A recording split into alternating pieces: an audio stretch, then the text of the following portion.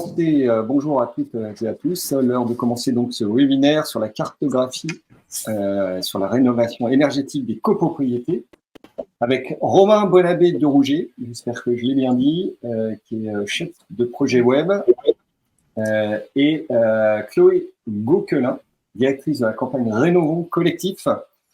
Alors, bonjour à Romain, bonjour à Chloé, bonjour à Vanessa aussi, qui est co-animatrice avec moi de la e-communauté énergie, et bonjour à Emmanuel, qui est responsable de cette e-communauté et qui a peut-être un petit mot d'introduction à nous dire à propos des formations CNFPT qui sont liées à ce sujet. Merci Julien, oui, bonjour à tous et merci à nos deux intervenants pour cette présentation à venir sur cet outil de planification et d'aide à la décision pour la question de la rénovation énergétique des copropriétés sur les territoires. Donc ce webinaire en fait est proposé avec Île-de-France Énergie dans le cadre d'une convention qui nous lie. Et avec qui donc nous avons déjà travaillé sur notamment une action de formation, la conception d'une offre de formation à destination des agents de collectivité qui ont pour charge de mobiliser les acteurs de la rénovation énergétique des collectivités. Alors, bien sûr, comme d'habitude, on va dans le compte-rendu de ce webinaire vous donner des éléments d'information sur les sessions de formation à venir 2024, car vous savez que l'offre de formation 2024 vient de sortir dans tous les domaines de compétences des collectivités. Et donc là, on vous proposera un extrait de l'offre de formation ciblée sur la question à la fois des plateformes territoriales de rénovation, sur comment la collectivité peut faciliter donc ces opérations de rénovation, mais aussi un petit focus sur les copropriétés dégradées. Voilà. Donc, ce sera sous la forme d'un fichier où vous aurez les lieux et dates des sessions de formation. Voilà, donc je vais laisser rendre la parole à Julien et donc de manière à ce que le webinaire puisse commencer. À toi, Julien. Eh ben, c'est, je crois, Romain qui commence avec un petit exposé et qui va nous montrer donc le portail web avec un partage d'écran. Donc, Romain, Chloé, c'est à vous.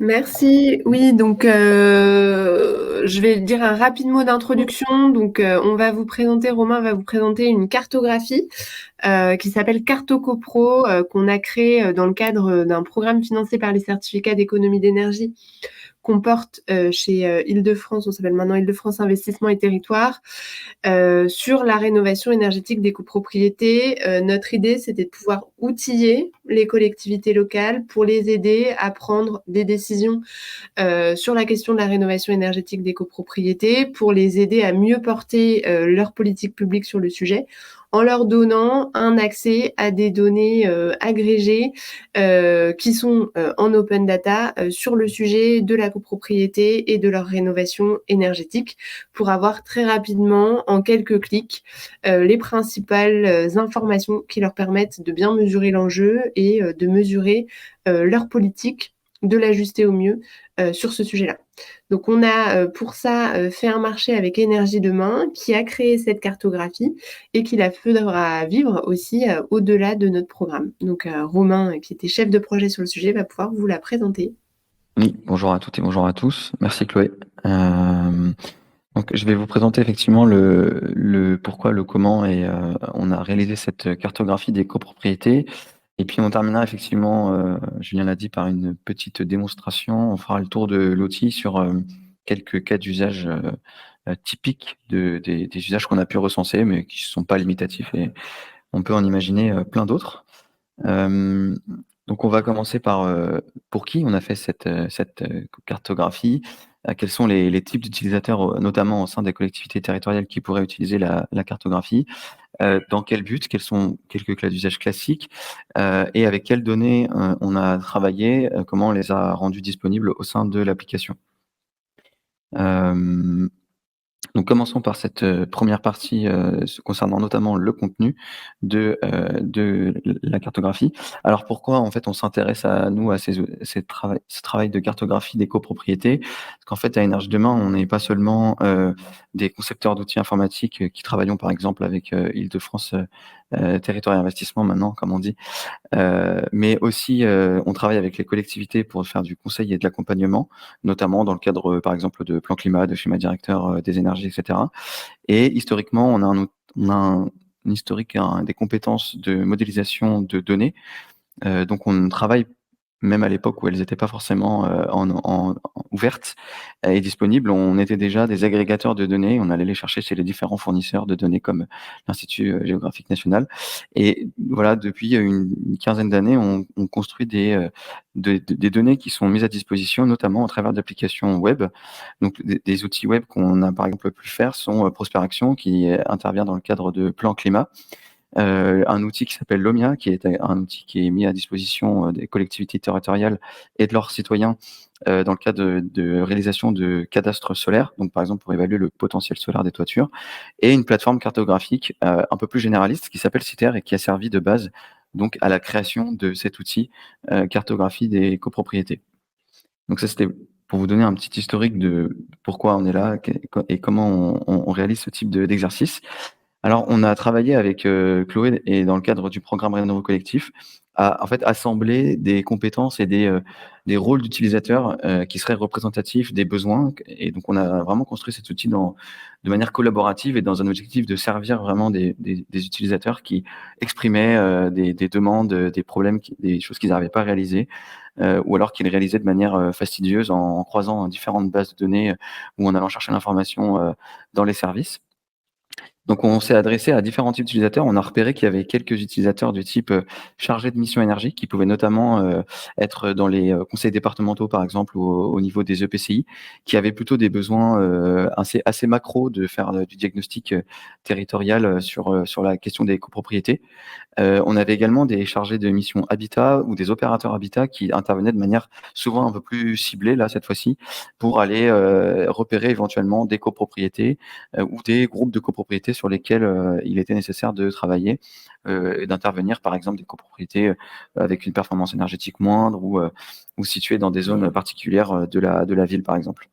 Donc, on a identifié en fait en présentant cet outil, parce que c'est pas la première fois qu'on le présente, que ça lève plein d'interrogations, de questions, de cas d'usage potentiels encore qui n'avaient pas été envisagés initialement. Donc, régulièrement, on a d'autres intervenants, d'autres cas de collectivités territoriales qui viennent nous questionner, et donc les usages sont vraiment pas limités à ces trois profils d'utilisateurs.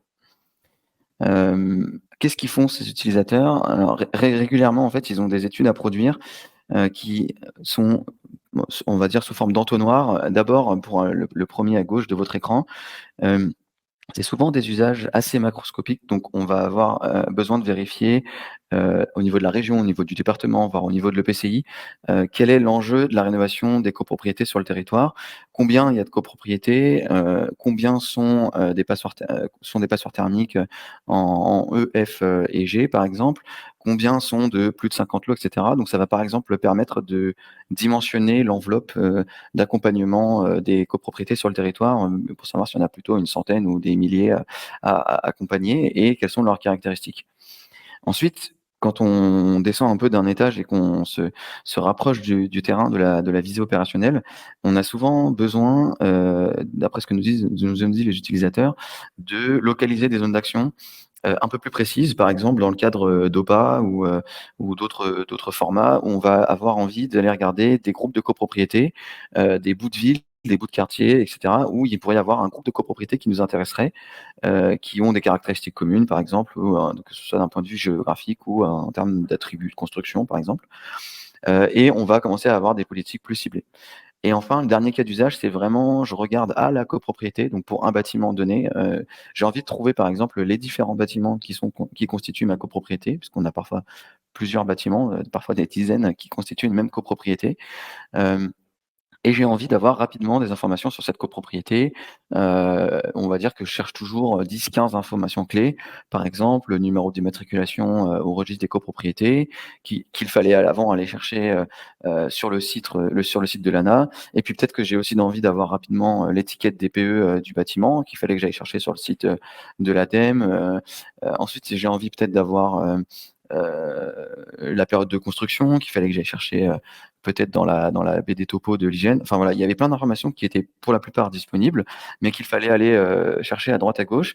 Et on a travaillé sous forme de fiches copropriété pour ramener toutes les informations sur une copropriété en cliquant dessus pour avoir ces 10-15 premières infos qui sont généralement l'essentiel de ce qu'on cherche à savoir sur un bâtiment pour le caractériser. Donc on a travaillé comme ça en entonnoir et ça se croise plus ou moins avec les différents profils utilisateurs qu'on a vus juste avant. Alors, comment on devait travailler avec Rénovons Collectif dans le cadre de ce programme?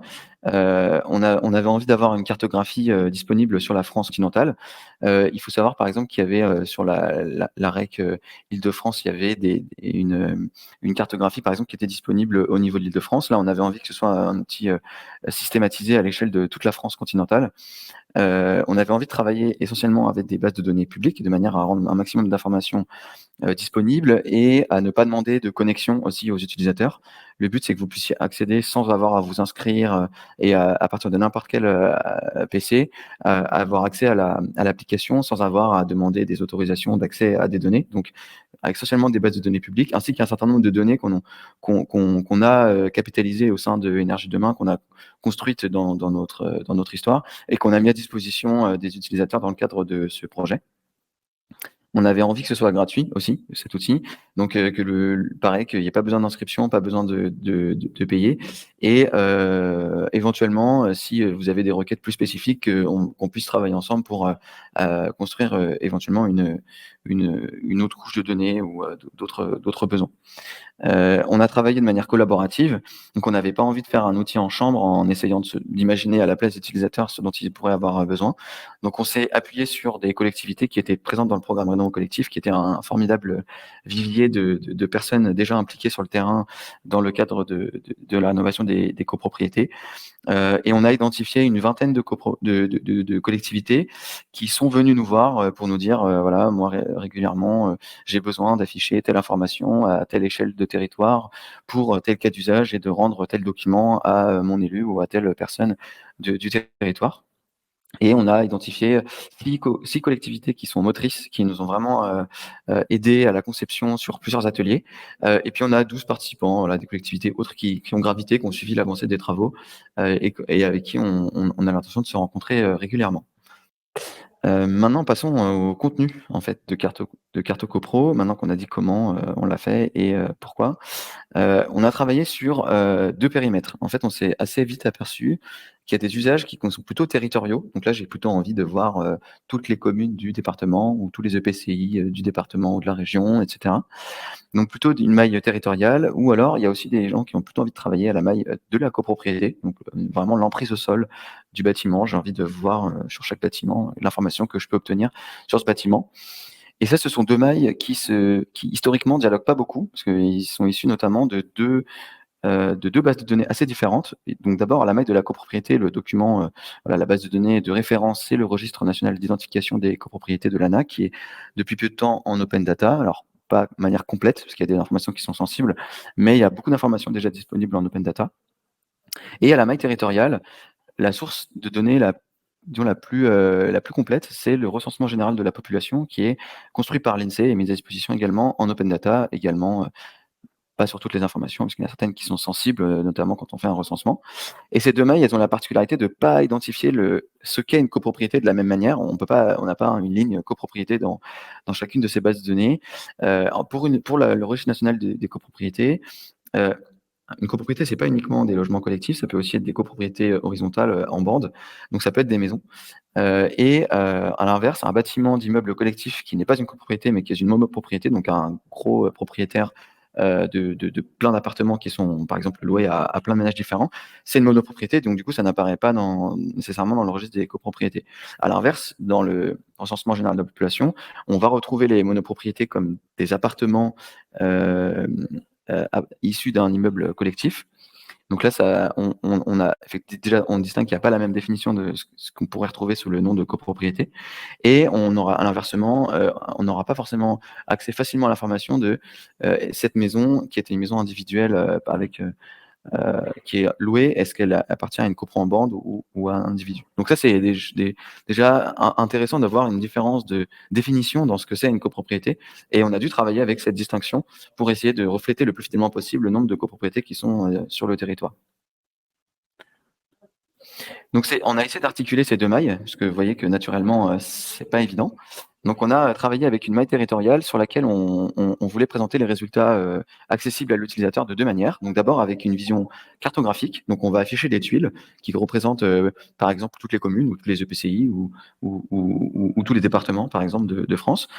On a aussi une maille de présentation des résultats avec des histogrammes. Donc là, on va plutôt présenter des tableaux, des graphiques qui reprennent l'information qui est disponible sur la carte, mais pour avoir directement, par exemple, la répartition des types de copropriétés au sein d'un territoire ou des étiquettes DPE, par exemple. On pourra le voir tout à l'heure dans la démonstration. Ensuite, on a la maille plutôt copropriété, et là, on va aussi présenter les résultats de différentes manières. Donc, pour des copropriétés, naturellement, la cartographie qu'on va présenter, c'est les emprises au sol de ces copropriétés. Donc, on peut le voir au milieu de l'écran. On va également pouvoir afficher des histogrammes, par exemple, représentatifs de la distribution du type de propriétaire, par exemple, ou ça peut être des étiquettes DPE également. Enfin, voilà, différentes informations qu'on va pouvoir présenter sous forme d'histogramme. Et la fameuse fiche info, où on va pouvoir cliquer sur une copropriété, donc une emprise au sol directement cliquable, et qui va nous afficher un petit encart avec une quinzaine d'informations clés accessibles sur la copropriété, qui sont l'objet de toutes les informations rassemblées de plein de bases de données différentes.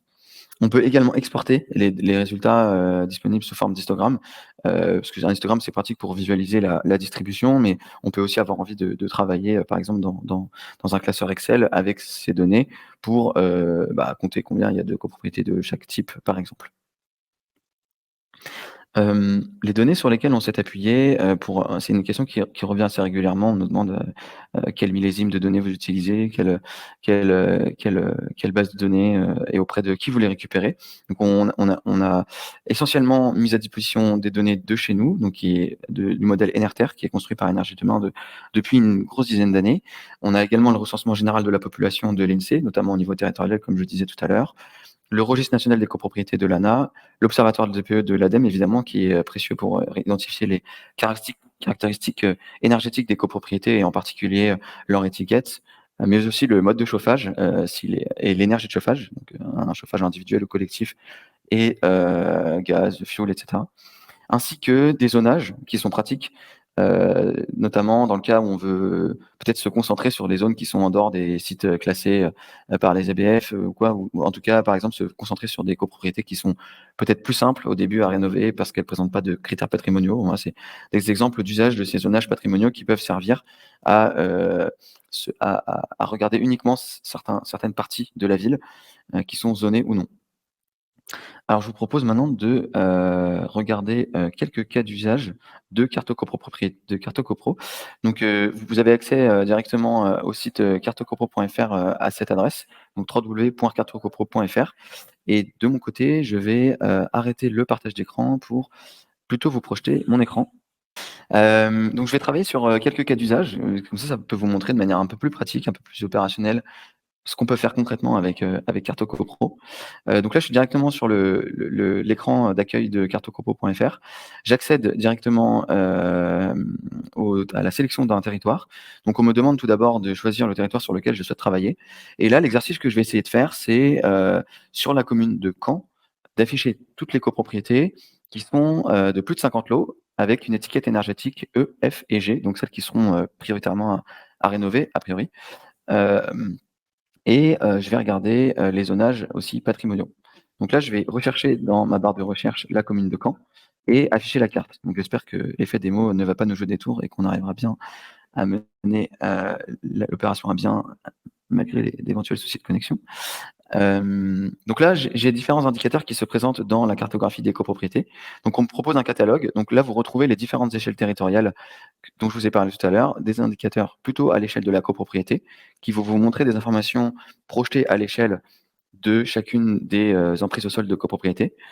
Des indicateurs plutôt territoire, donc là qui vont vous présenter plutôt des aplats de couleurs, qui vont vous montrer pour toute la commune ou pour des quartiers ou pour un département entier, une information agrégée, par exemple le nombre de copropriétés présentes dans ce territoire, et des zones à enjeu, donc là qui sont plutôt les zonages patrimoniaux et les zonages politiques de la ville.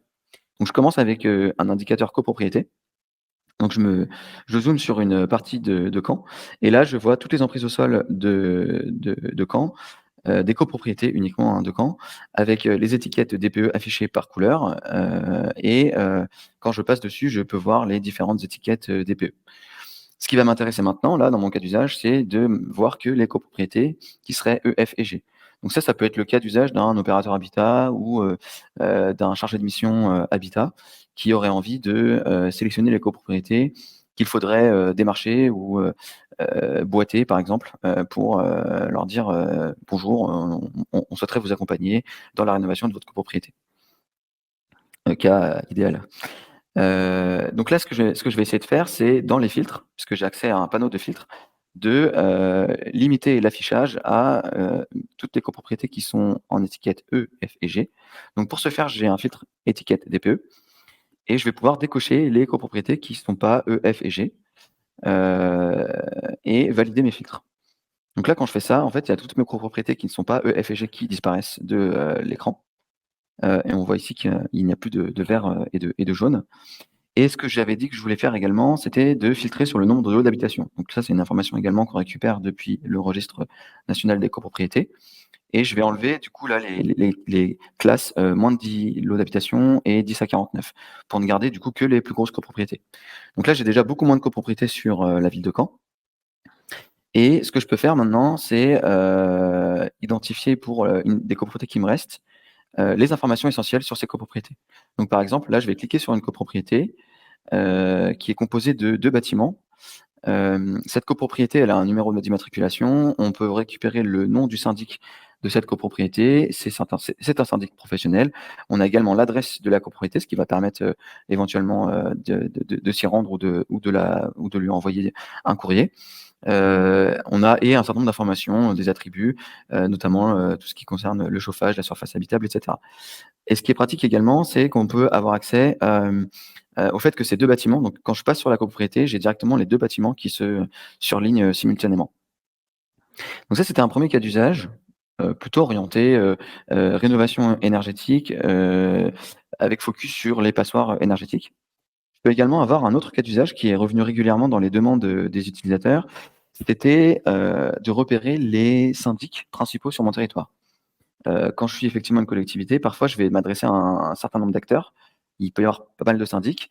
Et si je dois commencer par exemple, les 10 premiers syndics de mon territoire, les 10 plus gros, lesquels vais-je voir? Donc, pour faire ça, on a un indicateur qui regroupe le nom des syndics. Donc pour ce faire, je clique sur l'indicateur nom de syndic. Et ici, pour chaque copropriété, j'ai la couleur qui représente le nom du syndic. Donc, on a regroupé du coup de cette manière tous les syndics qui ont plusieurs bâtiments. Et la légende ici vous affiche par ordre décroissant les 10 syndics les plus importants de la ville.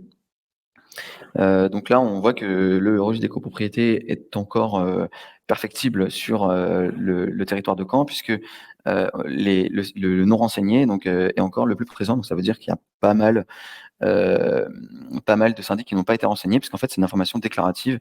Donc ça, c'est aux syndics, qu'ils soient bénévoles ou professionnels, de se signaler en fait auprès de l'ANA. Donc là, on identifie les différents syndics sur le territoire. Je peux également avoir envie de regarder par exemple, que certaines périodes de construction. Donc là, de même manière, j'ai accès aux filtres et je vais pouvoir regarder par exemple que les bâtiments de mes 10 premiers syndics avant 1960. Et de la même manière, en validant les filtres, je vais effacer les bâtiments qui sont après 1960 ici. Donc ça, c'est un cas d'usage type. Ce qui peut également être intéressant de faire, ça va être d'afficher les zonages politiques de la ville. Donc ça, c'est un autre cas d'usage qu'on nous a fréquemment remonté. On nous dit régulièrement si je peux commencer par les copropriétés qui n'ont pas de contraintes architecturales ou au contraire les copropriétés qui sont situées dans un quartier prioritaire politique de la ville, j'aimerais bien pouvoir repérer rapidement ces zones à enjeu. Donc pour ce faire, on a deux indicateurs qui ont été introduits dans CartoCoPro. Donc d'abord le zonage des quartiers prioritaires de la politique de la ville. Donc là on voit les 4 quartiers prioritaires de politique de la ville de Caen. Et puis au niveau du zonage patrimonial, on a récupéré 2 informations. Alors je ne sais pas si vous voyez la barre là de Adobe pour le partage, mais du coup moi la légende est légèrement coupée. En fait, vous avez 2 types de zonage de protection du patrimoine. Vous avez les sites patrimoniaux remarquables et les abords des bâtiments historiques. Donc là, on voit assez bien le cercle de 500 mètres autour d'un bâtiment historique probablement situé en son centre. Et là, vous avez accès à ces différents zonages qui constituent Caen. Donc, a priori, tout ce qui va être à l'intérieur du jaune et à l'extérieur du bleu et du rouge, ça pourrait m'intéresser comme étant des bâtiments particulièrement intéressants à cibler. Et donc là, je peux de nouveau, par exemple, afficher une information, par exemple l'étiquette DPE de nouveau, et croiser l'information entre le périmètre des abords historiques, par exemple, et les copropriétés. Je peux également, donc ça je peux le faire visuellement, mais je peux également, via les filtres, supprimer tous les bâtiments qui sont à l'intérieur des périmètres des abords historiques et ne garder que les bâtiments qui n'ont aucune contrainte patrimoniale. Ça peut être un exemple. Et du coup, tous les bâtiments s'enlèvent. Donc là, je n'ai plus que les bâtiments qui sont encore dans un quartier prioritaire de la ville, mais pas au sein d'un quartier, d'une zone APF, ou qui sont simplement en dehors des deux. Et donc ça me permet d'avoir rapidement accès à toutes ces copropriétés qui correspondent à cette description. Donc ça, c'est un cas d'usage plutôt lié aux zonages territoriaux. Et enfin, je vais montrer un dernier cas d'usage qui, lui, est plutôt nous a plutôt été remonté, par exemple, par des chargés de mission énergie départementaux. Donc là, je vais changer de territoire, accéder directement à la fenêtre de sélection du territoire. Je vais par exemple me placer sur le département de la Seine-Saint-Denis. Donc CartoCoPro va directement me renvoyer sur le département de la Seine-Saint-Denis qui est affiché ici. Et là, je vais plutôt afficher des indicateurs territoriaux. Donc là, on ne vous propose pas d'afficher des emprises au sol, parce que si on devait afficher toutes les copropriétés de Seine-Saint-Denis, ça ferait énormément d'emprises au sol et ce serait relativement lourd à afficher. Donc on va plutôt, à cette échelle, vous proposer des indicateurs territoriaux. Et en fait, à partir de l'échelle EPCI ou en dessous, vous affichez également les indicateurs à l'emprise au sol du bâtiment. Donc là, par exemple, ce qui peut m'intéresser en tant que personne qui travaille dans le service rénovation énergétique du département, c'est d'afficher déjà le volume de copropriété. Donc là, j'ai le nombre de copropriétés qui s'affiche. Donc ça, c'était une information qui est croisée entre le registre national d'immatriculation des copropriétés de l'ANA, mais qui est incomplet, il faut le savoir. Il y a encore pas mal de copropriétés qui ne se sont pas remontées. Et on croise cette information avec le registre, le recensement général de la population, qui lui est relativement complet à toute l'échelle nationale. Et en fait, en faisant une espèce de croisement entre ces deux informations, on essaye d'identifier les copropriétés qui manqueraient dans le registre national de l'ANA pour donner une estimation du nombre de copropriétés réellement observées sur le territoire. Donc c'est un chiffre qui est intéressant pour ne pas louper trop de copropriétés qui seraient simplement pas encore inscrites dans le registre, sachant qu'aujourd'hui, il y a quand même un travail engagé par les collectivités pour faire compléter le registre à toutes les copros, mais ça prend du temps et aujourd'hui, on estime qu'il y a environ 30% des copropriétés, essentiellement les plus petites, qui sont toujours pas dans le registre de copropriété de l'ANA. Donc c'est quand même intéressant de ne pas louper ces petites copros et du coup d'avoir un aperçu de leur nombre via cet indicateur territorial qui se base du coup lui plutôt sur l'INSEE. Donc quand je fais ça, j'ai directement accès à la carte et je peux aussi également projeter par exemple ici l'information sous forme d'histogramme. Donc comme je vous avais dit, on a l'information sous forme graphique. Donc c'est une barre de graphique qui se déplie et qui permet dans le cas d'espèce de voir par exemple ici le nombre de lots d'habitation, la distribution du nombre de lots d'habitation sur l'ensemble des copropriétés de la Seine-Saint-Denis. Donc là, on a plutôt des petites copropriétés de moins de 200 lots et quelques rares exceptions des grosses copropriétés de plus de 200 lots. Donc, bon, c'est assez logique, ça sonne pour moi être les grands ensembles d'après-guerre. Alors, il faut savoir que je ne suis pas obligé de me contenter d'une seule information projetée dans Carte CoPro. Là, j'ai effectivement affiché une information de nombre de copropriétés sous forme de tuiles de communes, mais je peux également projeter 2 informations. Donc, par exemple, ce qui pourrait m'intéresser, là, au hasard, c'est le nombre de logements vacants en copropriété, donc issu également du recensement général de la population. Donc là, je superpose 2 couches. Si je veux avoir les 2 informations projetées simultanément, je peux paramétrer mon indicateur, donc la petite roue crantée, et changer la forme d'affichage. Donc là, je vais choisir par exemple un cercle proportionnel, et la taille du cercle va dépendre du nombre de logements vacants en copropriété sur la ville. Donc là, je peux rapidement, comme ça, empiler 2 informations. Donc là, le nombre de logements le nombre de copropriétés, donc combien sont présentes sur chaque commune, mais également le nombre de logements vacants total sur toutes ces copropriétés pour chacune de ces villes. Donc ça, c'était un autre cas d'usage.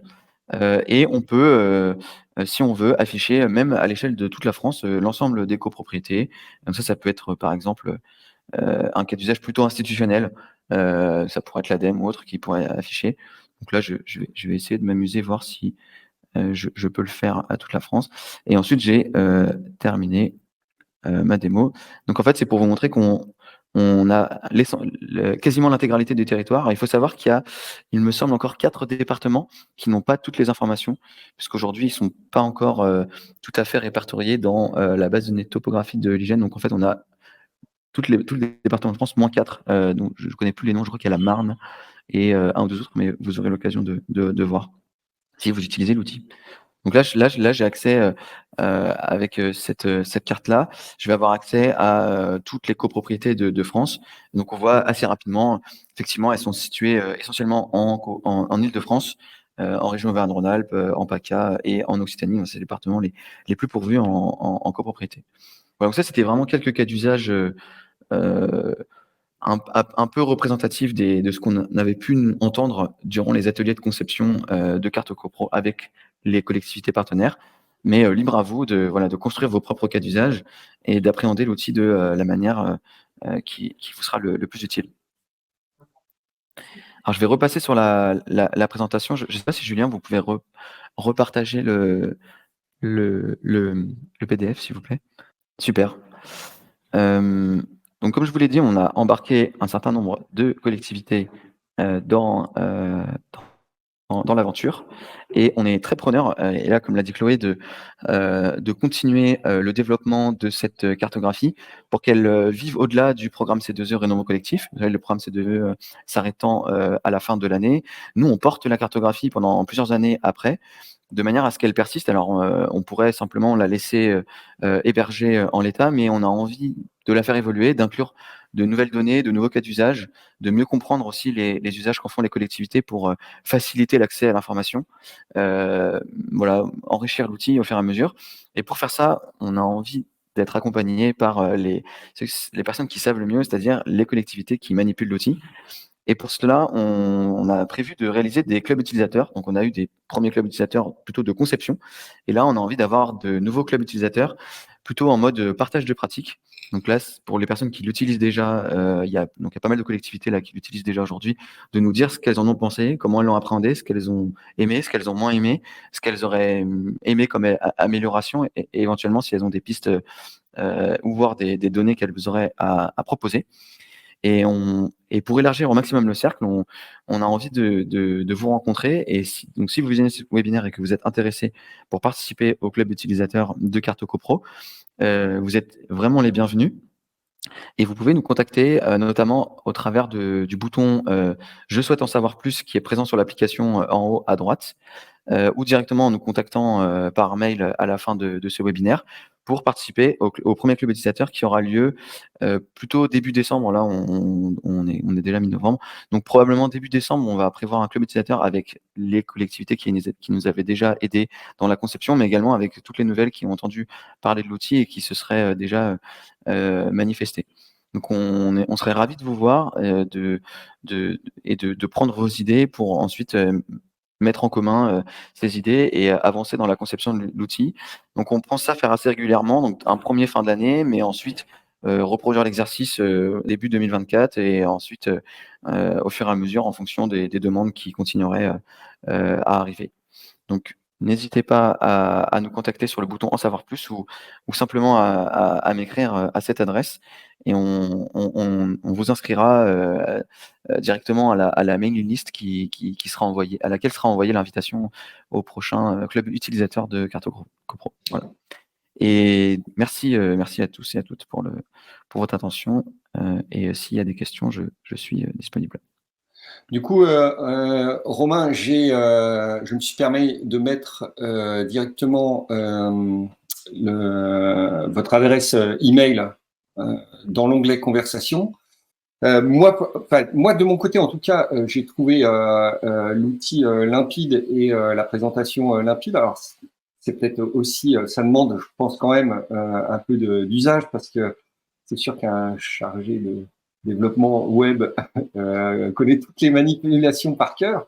Mais en tout cas, l'outil est graphique, a l'air très puissant, la possibilité d'empiler plusieurs informations, de recouper des informations. Ça a l'air d'être très pratique. Et dans les ateliers d'utilisateurs, qu'est-ce qui ressortait justement en termes de scénario d'utilisation, qu'est-ce qui était le plus plébiscité par les différents participants, Romain? Oui, alors déjà, je rebondis sur le côté facilité d'utilisation. Il y a un manuel utilisateur disponible dans l'outil, donc dans le menu de gauche, en dessous de indicateur, filtre et paramètres, vous avez un bouton manuel utilisateur qui vous permet de télécharger un PDF qui sert de tutoriel en fait, et vous guide à travers les principaux écrans et principales manipulations que vous souhaiteriez réaliser. Donc déjà, vous avez aussi une petite aide associée à ce manuel et également, n'hésitez pas à nous contacter s'il y a vraiment une manipulation ou une donnée à laquelle vous cherchez à accéder et à laquelle vous n'arriveriez pas à accéder. Concernant les cas d'usage, peut-être Chloé, tu auras envie de compléter, mais assez régulièrement, on avait des cas d'usage concernant l'étiquette DPE. Ça, c'est vraiment quelque chose qui revenait assez régulièrement.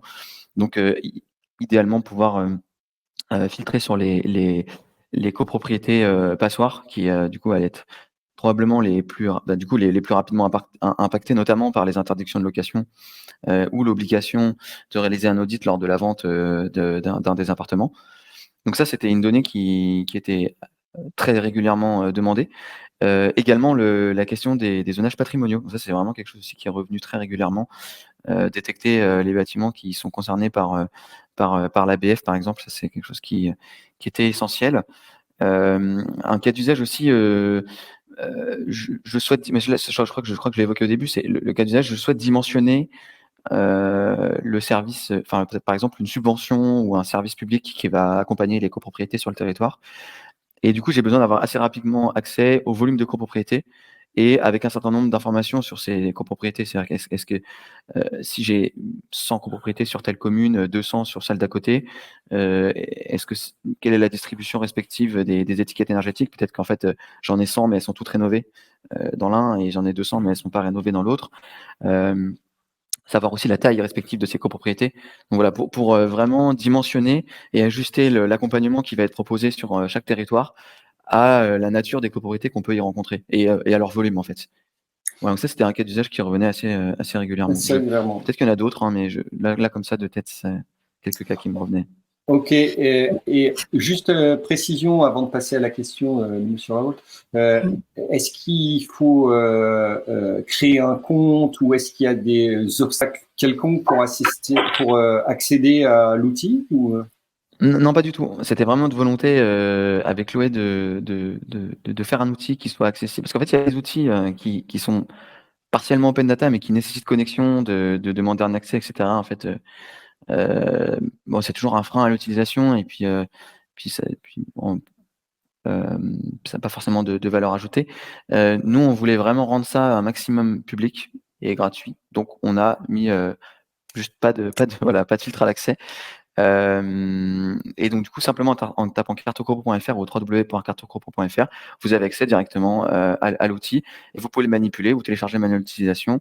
Cliquez sur le bouton « Je souhaite en savoir plus » pour demander à participer au club utilisateur ou demander de l'aide également ou demander une extraction de données un peu plus précise. Ouais, parce que c'est une interface web, on peut visualiser plein de données, mais parfois les gens ont des demandes très pointues, très spécifiques. Sachant que voilà, il y a une base de données assez conséquente derrière, donc il est possible aussi qu'il y ait des croisements de données que vous ayez envie de faire qui ne soient pas possibles aujourd'hui dans cartocopro.fr et n'hésitez pas à nous contacter pour savoir s'il serait possible de réaliser des choses plus particulières qui correspondraient à un besoin très spécifique d'une collectivité. Soit ça fait l'objet d'une discussion voilà, bilatérale directe avec la collectivité, soit c'est une demande qui est récurrente et qui pourrait être partagé lors d'un club utilisateur, et auquel cas on pourrait en discuter au sein du club utilisateur pour dire ok, décidons tous ensemble que ça c'est un cas d'usage récurrent et du coup il faut améliorer l'outil pour que ce soit facile de le réaliser régulièrement dans l'outil. Voilà, c'est possible comme ça. D'accord, merci Romain. Du coup, j'en profite pour relayer le commentaire effectivement de Monsieur Rowe, donc qui précise que la donnée affichée sur l'outil pour les périmètres de protection du patrimoine ne serait pas complète sur son territoire, donc le territoire de Bretagne, Porte de Loire Communauté. Et bien sûr, il vous remercie également pour la présentation. Est-ce qu'il y a une explication à ça, Romain ? Alors, ouais, je connais pas tous les territoires de France, donc je saurais pas dire celui-là en particulier pourquoi. Alors, il y a quand même, moi j'ai une piste peut-être. Il y a quand même un certain nombre de zonages territoriaux liés au patrimoine. Nous, les deux principaux qui sont en fait en open data et qu'on a pu inscrire dans l'outil, c'est les sites patrimoniaux remarquables et les abords des périmètres historiques, les abords périmètres des monuments historiques, pardon. Donc le fameux 500 mètres autour des monuments. Mais il me semble qu'il y a d'autres zonages qui sont pas en open data malheureusement. Qui ne sont pas disponibles, un peu moins communs. En fait, on a mis les deux plus fréquents et qui sont en open data. Ça fait partie des évolutions qu'on a déjà discutées avec le club utilisateur. En fait, il y a moyen d'aller récupérer la donnée auprès de l'Atlas du patrimoine. Alors, sachant qu'il y a aussi des choses qui sont tout simplement pas dans l'Atlas du patrimoine. Voilà, donc il y a, je pense, c'est des données qui sont du coup pas en open data dans votre cas et qu'on n'a donc pas récupérées. Mais c'est pas définitif puisqu'on travaille actuellement voilà, à essayer de récupérer d'autres zonages. D'ailleurs, au-delà, je crois qu'il y a les zonages OPA qui sont depuis peu de temps aussi accessibles en open data. Alors, pas l'intégralité, je crois qu'il y en a 2400 et il y en a 700 qui sont pour lesquels il n'y a juste pas le périmètre qui a été mis en open data. C'est probablement en fait les plus anciens pour lesquels la donnée n'avait pas été rendue accessible. Mais du coup, ça fait toujours 1700 OPA pour lesquels on pourrait afficher la forme en fait de l'OPA et classer les bâtiments à l'intérieur ou en dehors d'une OPA. Voilà, donc ça fait partie des améliorations. Et typiquement, si vous avez envie de contribuer à l'amélioration, n'hésitez pas à me contacter. D'ailleurs, on pourra peut-être regarder s'il y a pas moyen de faire quelque chose concernant le territoire Porte de Loire en Bretagne. Juste, Romain, par rapport à l'évolution que vous décriviez là, d'intégrer d'autres registres, ça pourrait se faire à quelle échéance? Alors, c'est des choses qu'on va discuter justement lors du club utilisateur. L'idée, c'est que on a fait un travail de lister les évolutions qui nous ont été remontées depuis la sortie de l'outil, donc début octobre. En fait, on a eu pas mal de retours. Ils ont dit ça c'est super, ça j'aimerais bien le faire, ça j'arrive à faire, mais j'aimerais bien que ce soit un peu plus facile. Donc, on a déjà listé un certain nombre d'évolutions avec l'aide de Chloé. Et notre travail, ça a été, donc on a fait une première liste priorisée en prenant les plus importantes. Mais on serait ravis de pouvoir déjà présenter cette liste priorisée au club utilisateur, savoir si les priorités sont partagées. Peut-être que les avis sont différents si on consulte différents utilisateurs. Et éventuellement l'amender d'évolutions qu'on n'avait peut-être pas entendues jusqu'ici. Donc c'est lors de ce club utilisateur qu'on va discuter ensemble voilà, de la nature des évolutions, de leurs priorités et d'un calendrier de développement et d'une manière de les faire ensemble, de les concevoir, quoi. Est-ce que c'est un nouveau bouton? Est-ce que c'est une manière de les exporter, etc. Peut-être une précision aussi, si vous repérez des erreurs ou des points spécifiques, il y a aussi un un petit onglet « Je veux en savoir plus » qui vous permet d'entrer en contact avec Énergie Demain et de signaler soit des soucis, soit de prendre contact avec Énergie Demain pour faire partie du club utilisateur. Et c'est vrai qu'un autre point quand même sur la question des données, ça peut paraître, c'est vrai, quand on connaît très bien un territoire ou un bâtiment, parfois frustrant de voir qu'il y a des erreurs, mais c'est vrai qu'il faut se rendre compte que c'est dépendant aussi de la qualité des bases de données qui sont en open data. Et que donc la question, c'est vraiment comment améliorer à la base la qualité de ces bases de données. Parce que quand on les réutilise dans l'outil, il peut forcément y avoir des écarts avec la réalité. Justement, juste pour savoir, quand vous interconnectez comme ça des bases de données en open data, vous n'avez pas de la main pour éventuellement les mettre à jour? Non, pas directement. En général, on peut signaler. Ça peut être, pour vous dire, par exemple, sur l'ANA, sur le registre des copropriétés, ce qui peut se passer, c'est que, en tant que chargé de mission dans une collectivité territoriale, vous repérez une erreur et que vous la fassiez remonter auprès du syndic, parce que c'est déclaratif en fait dans le registre. Donc ça veut dire que probablement la première source d'erreur potentielle, c'est le syndic qui aurait mal déclaré en fait l'information. Et du coup, l'information remontée au registre national des copropriétés est fausse. Ça, c'est typiquement ce genre d'erreurs qui peuvent arriver quand elles sont déclaratives. Au niveau du recensement, bon, ça c'est plutôt des erreurs de statistiques qui peuvent apparaître. Donc c'est plutôt des choses comme ça. Et après, concernant quand il manque des données, parfois c'est que la donnée n'est pas en zone open data parce que l'administration est en train de le faire, ou alors parce qu'il y a des informations sensibles et qu'elle se demande comment mettre à disposition l'information sans révéler d'informations sensibles, notamment liées aux revenus ou à des situations personnelles. Et il faut aussi savoir que ça coûte de l'argent à l'administration de mettre à disposition des données en open data parce qu'il faut les nettoyer. Il faut s'assurer qu'il y a moins d'erreurs possibles. Et dans notre discussion, par contre, avec les administrations, donc que ce soit l'ANA, l'ADEME, etc., c'est toujours précieux d'avoir, j'ai envie de dire, derrière nous, l'avis des collectivités territoriales. C'est plus facile d'aller voir l'ANA et de leur dire, à tel champ, on aimerait bien que vous le rendiez disponible, parce que là, ça fait la 10e fois qu'une collectivité vient nous voir et nous dit, cette information, elle est extrêmement intéressante, elle me semble pas secrète, et j'aimerais bien l'avoir dans Carte Copro ou dans un autre outil qui utilise le registre des copros.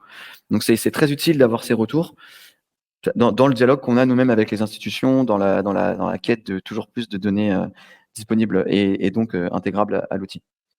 Peut-être que, Romain, ce serait le moment de repartager le Carte Copro, parce que je l'ai vu, moi, le bouton je veux en savoir plus. Mais il m'a l'air diablement important ce bouton, parce que effectivement il permet de s'inscrire faire remonter des problèmes, des demandes de cas d'usage, s'inscrire, voilà. Et du coup là je le vois bien, je souhaite en savoir plus, exactement, bien le montrer, et du coup derrière j'imagine que vous recevez un mail. C'est ça. Donc là, on vous invite à remplir un formulaire qui simplement contient vos contacts et la nature de votre demande.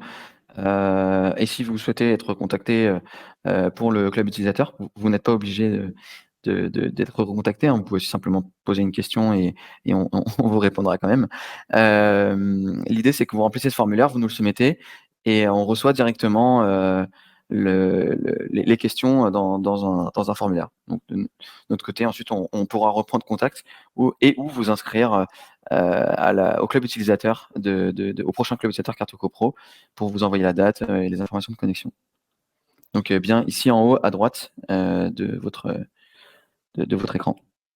Ok, c'est noté, et l'importance de ce bouton. Alors, et je vois aussi, là, vous parliez tout à l'heure du manuel d'utilisation. Donc là, je le vois, voilà, exactement. Et donc, c'est lui qui permet de télécharger le PDF pour oui, c'est ça. Bien comprendre l'utilisation et devenir aussi fort que vous dans la manipulation des filtres, etc. Mais enfin, ça m'a pas l'air d'être si compliqué que ça. Alors là, mon écran est figé. J'espère que je vais pouvoir l'ouvrir pour vous montrer. Le fameux effet démo, ça y est, on l'a trouvé. La connexion, évidemment, c'est pas drôle sinon. Il fallait bien qu'il y ait un truc qui marche pas, sinon c'est pas une vraie démo. Donc, je pense que ça va arriver. Voilà. Donc, ouais, le PDF est peut-être un peu lourd, mais non, c'est là, c'est mon explorateur Windows là, je pense qu'il est pas content. Non, parce que le PDF est genre 1 ou 2 mégas, c'est un petit PDF. Ok, très bien. À télécharger, j'espère pour vous. Je vois pas d'autres questions, Vanessa. Est-ce que toi, tu aurais des questions de ton côté ou est-ce qu'Emmanuel a aussi éventuellement quelques remarques ou questions à faire? Oui, en effet, j'ai une question. Donc, on peut constater qu'aujourd'hui, la communauté des utilisateurs, donc, eh bien, ce sont des collectivités territoriales. Est-ce que demain, on pourrait imaginer que cet outil s'élargisse et soit possiblement accessible, je pense, aux EPIC, aux établissements en fait publics à caractère industriel et commercial, qui peuvent gérer aussi des ensembles tels qu'on a pu les aborder là dans la présentation. Est-ce que c'est une évolution possible? Oui, tout à fait. En fait, déjà l'outil étant gratuit et tout le monde y a accès. Donc tout à fait possible pour d'autres administrations d'y avoir accès. Effectivement, pas uniquement des collectivités territoriales. Ça, c'est tout à fait possible. D'ailleurs, peut-être que pour un EPIC, c'est une maille plus nationale, non? J'imagine qui les intéresserait, ou éventuellement, ou alors pour un EPCI. Pour un EPCI, ce serait plus l'EPCI et pour une institution publique comme l'ADEME ou le CSTB, par exemple, ça pourrait être l'ensemble du territoire. J'imagine que c'est ça qui les intéresserait. Je pense que les deux peuvent intéresser parce que dans un EPIC, on peut retrouver, par exemple, un bailleur social Mmh. et à mon avis, peut être tout à fait intéressé donc par les deux dimensions que vous nous avez présentées pour justement enrichir sa réflexion sur la stratégie de rénovation bâtimentaire. Donc, je pense qu'il y a vraiment une utilité effectivement sur les deux niveaux. Et l'intérêt que j'y vois aussi, c'est que ça peut permettre une mutualisation aussi dans cette réflexion sur un maillage effectivement territorial, en regroupant comme ça ce type d'acteurs d'un même territoire qui vont peut-être pouvoir aussi mutualiser les ressources auxquelles ils vont faire appel, voilà pour mener cette réflexion avec une cohérence aussi territoriale. J'avais aussi une seconde interrogation. Peut-être que elle arrivera aussi avec la vie de l'utilisation de l'outil. Mais il est vrai qu'on perçoit qu'on peut effectivement, en tant que chargé de mission de transition énergétique, par exemple, ou chargé de mission habitat, on peut utiliser effectivement cet outil pour une partie sensibilisation aux élus. Et là, je me posais la question, est-ce que vous avez peut-être déjà des retours d'expérience, mais c'est peut-être un peu frais, mais de quelle manière ça a pu être employé pour mettre en lumière ces données et justement avec ce souci de pédagogie et de sensibilisation? Alors, pour l'instant, de mon côté, j'ai pas eu vraiment de retour aussi précis. L'outil a été mis en ligne le 4 octobre. Donc là, on est beaucoup en phase de démonstration à un certain nombre d'agents qui commencent à voir les potentialités qu'il peuvent y avoir en interne. On n'a pas encore eu de retour très précis de je l'ai utilisé sur tel événement ou à tel endroit. On a quand même un petit retour d'expérience où on travaille avec à accompagner une quinzaine de collectivités pour qu'elles améliorent leur politique publique en matière de rénovation énergétique. Il y a notamment quelques collectivités qui sont accompagnées aussi par une autre équipe chez Énergie Demain et qui donc déjà ça leur a permis d'aller plus vite dans le diagnostic des territoires et de sortir plus rapidement des chiffres, typiquement pour ce genre de mission, de diagnostic rapide de la collectivité sur cet enjeu. Et sur d'autres cibles, comme je pensais aux espaces Info Énergie ou aux ALEC, etc., est-ce que c'est des groupes sur lesquels vous allez aussi communiquer pour montrer cet outil?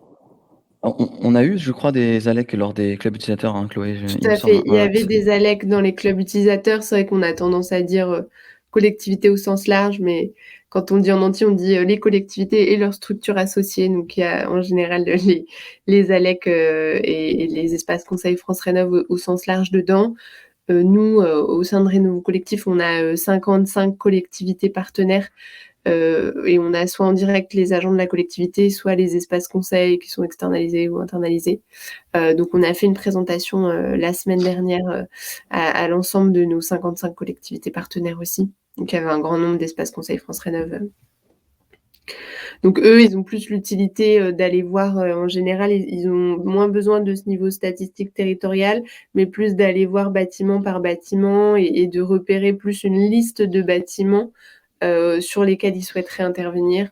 Et donc, pour eux, c'est vraiment utile cette petite fiche info pour les de chaque copropriété pour voir donc quelle est l'adresse, quel est le syndic qu'ils peuvent contacter, aller voir, etc.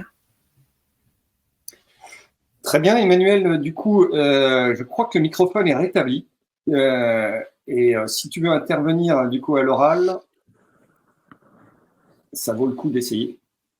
Ou alors, il y avait ta question. Voilà, je vois que ton micro a l'air rétabli. Alors, peut-être, effectivement, ça ne fonctionne toujours pas. Ne fonctionne toujours pas. Ah, c'est le mystère d'Adobe Connect. Donc, il y avait une question d'Emmanuel qui portait sur les périodes de l'année où les données seraient mieux actualisées, ou est-ce que ça se fait vraiment au fil de l'eau? Ça se fait plutôt au fil de l'eau. Nous, on a un objectif général de le faire au moins une fois par an, en gros. Sachant que ça dépend, vous avez vu dans les millésimes, ça dépend des bases de données. Il y a des bases de données qui sont pas très régulièrement mises à jour. Certaines, comme au contraire, comme celle de l'ADEME, Observatoire des PE, qui sont très régulièrement mises à jour. Donc nous, on le fait de l'ordre de une fois par an. Et notamment, la prochaine, je pense que ce qui va vraiment être important dans la mise à jour, c'est ces fameux 4 départements manquants qui sont, depuis la dernière mise à jour, ils sont disponibles dans la BD topo de l'IGN. Donc c'est là où on retrouve notamment toutes les emprises au sol de ces bâtiments qui vont pouvoir du coup être intégrés à Carte CoPro. Donc de l'ordre d'une fois par an, je dirais, et à cette occasion-là, on intègre les derniers millésimes disponibles de chacune des bases de données dans Carte CoPro. Très bien. Non, alors il me demande si les dates de mise à jour sont indiquées. On a la date le millésime disponible est indiqué dans le manuel d'utilisation avec le petit tableau, enfin l'équivalent du petit tableau que je vous ai montré tout à l'heure durant la présentation. Ok, très bien. Et éventuellement, pour compléter, tant qu'à faire, en fait, dans chaque indicateur sur la gauche de votre écran, dans le menu indicateur, vous avez une petite infobulle à côté du nom de l'indicateur qui vous donne l'information sur le nom de l'indicateur, une petite description, mais également pour le coup, le millésime géographique, enfin, à quelle année de découpage administratif géographique correspond Est-ce que rapidement, Romain, on peut revoir ça peut-être? Ouais. Comme ça, on sait exactement, parce que là, vous m'avez perdu un petit peu. Ouais, c'est pas de problème, je vous fais ça. Est-ce que vous voyez bien mon écran de nouveau? Oui, parfaitement. Super. Donc dans là, je suis sur le panneau indicateur. Voilà. Vous avez un petit panneau d'information ici, voilà, qui vous donne une description sommaire du contenu de l'indicateur, sur quelle base de données il se base justement. Est-ce que c'est un polygone, un point, etc. Est-ce qu'il s'affiche à l'échelle de la copropriété ou du territoire? Est-ce que vous voyez ici avec l'année géographique, c'est l'année de découpage administratif auquel il correspond. Donc c'est les communes, enfin là c'est les régions du coup de 2021, parce que alors, pour les EPCI notamment et les communes, ça a tendance à évoluer d'une année sur l'autre, donc c'est important de préciser. Mais ce qui pourrait également apparaître du coup dans cette description, ça on pourrait la rajouter, c'est l'année que j'ai mis dans le petit tableau que je vous ai présenté tout à l'heure, donc l'année du dernier millésime, enfin l'année de la dernière mise à jour de la base chez le fournisseur de la base, quoi. Voilà, donc par exemple le mois à laquelle l'ADEME a mis à jour l'Observatoire des PE ou l'année à laquelle le ministère de la Culture a mis à jour la liste des sites patrimoniaux, etc. Voilà. Eh ben parfait. Écoutez, il est 13h pile. Je crois qu'il n'y a plus de questions. Merci beaucoup pour votre présentation. C'était clair, limpide, rythmé. Je pense qu'on a toutes les infos. Le replay sera très bientôt disponible. Juste moi, pour vous dire que le prochain webinaire aura lieu donc le 30 de ce mois. C'est un webinaire sur l'autoconsommation collective à l'échelle d'un territoire avec donc le DGS de Malonnet. Et donc, il aura lieu de 12h à 13h30 le jeudi 30 novembre. Ensuite, je crois qu'il y en aura un le 12 décembre sur les schémas directeurs immobiliers et énergétiques. Voilà. Et je vous remercie beaucoup, Chloé et Romain, Vanessa et Emmanuel. Et je vous dis à bientôt. Merci beaucoup. À bientôt. Merci à vous pour votre invitation. Merci à tous.